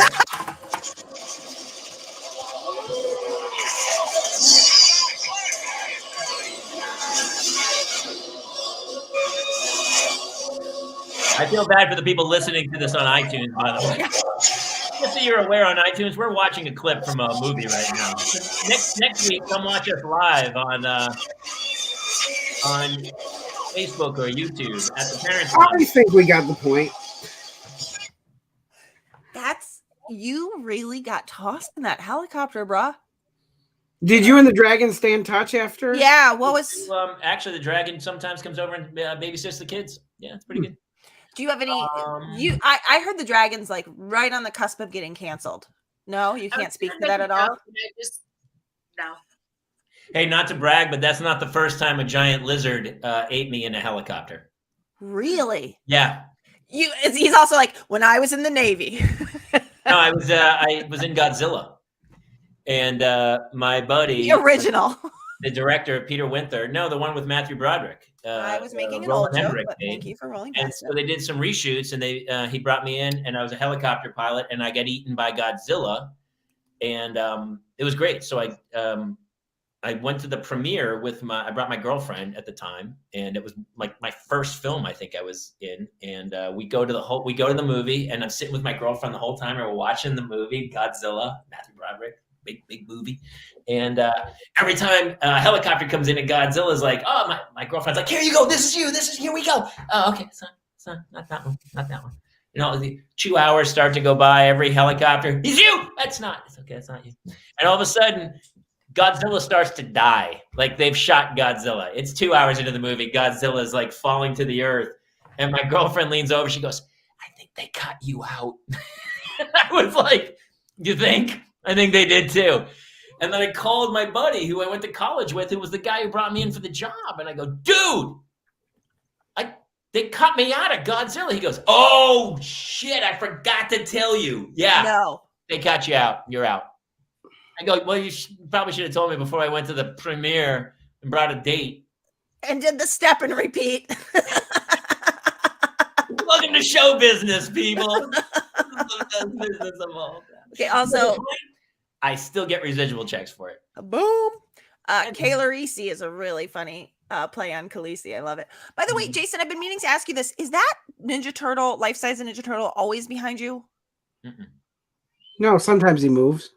Oh my God, he's really incredible. Did you 3D print him? No, it's a replica costume made from the mold of the original from the 1990 movie. Wow. Does anyone else realize it's almost 9 o'clock? Yes, I have to. I can hear pacing in the hallway. I just came in late. I'm so sorry to keep this going, but all of a sudden We talk about this all the time. I love having guests on, but I love the group. I love this group of the four of us. It's kind of like we touch kind of like the tip of the iceberg. Like, I don't want to talk about tips again or like, just the tip. Whatever. I feel like we touched the shaft of the iceberg, I would say. Right. We're the lint on the, and so on the we infected need follicle. another episode stat. Yeah. Backpacking Dad just got here, guys. Backpacking Dad's like, keep it going. Backpacking Dad, listen, let me just tell you something. Here's what you missed. Jamie Kaler almost Mulligan died. Mulligan. Show wrap up. Hit it. Okay. I'll try to do it like an auctioneer. And the first thing that we talked about today was that Claire was on a cruise. Claire was on a cruise. That's right. The father of her children had all four of the kids. We didn't know that was a thing that you could do, that you could just go on a cruise, but you went for work. And then we found out that Jason's balls did not, in fact, get cut to pieces. They're healing just fine, but his penis did disappear when he got an infected vasectomy incision. Don't forget that also Jamie Kaler showed up to the show. He had showed up a little bit earlier than when he showed up because I did an impression of him for a couple of minutes where I just bagged on his wife the way that he does. Also, I'm going to have to go back and watch it, aren't I? God damn it, Mulligan. No, you don't have to. Also, let's not forget that he's got lint dick. That's right. Lint dick is when a piece of lint. Not anymore. No, I took a shower and it washed it away. Lint dick is when you get a piece of lint out of your belly button and it falls on your dick and you think that you're actually dying. Cut to Jason Gowin's almost died 7 times and never thought he was dying. I had to convince him tonight that he actually was in fact as close to death when he was septic. Don't forget that Claire's, if you need any groceries, just ask Clare Kramer's kids because they will order 35 of anything for you. And also Postmates. And that good friend, Backpacking Dad, is where we land right now. So now we know Backpacking Dad better be here next week, 7 p.m. sharp for the beginning of the show. That's right. Also, I did forget to include that. Rhoda Mitchell is our boop. I didn't say it this time, Jason. No. Thank you. I appreciate it. I think we went through a good hunk of my resume tonight. We covered a good hunk of Claire and I resume. Amazing. Yeah. Oh, thank you, Backpacking Dad. Backpacking Dad. Boy.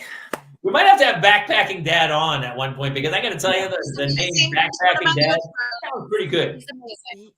He was now, let one me of ask the you, is he backpacking? Like, is he taking his kids like hiking, or is he backpacking Dad because he went out for a pack of smokes and didn't come back? That's the question. Okay, the moniker started when he had his child in a backpack and was hiking with her. I believe it was her. Now, he has 2 kids, and now his oldest is like 15.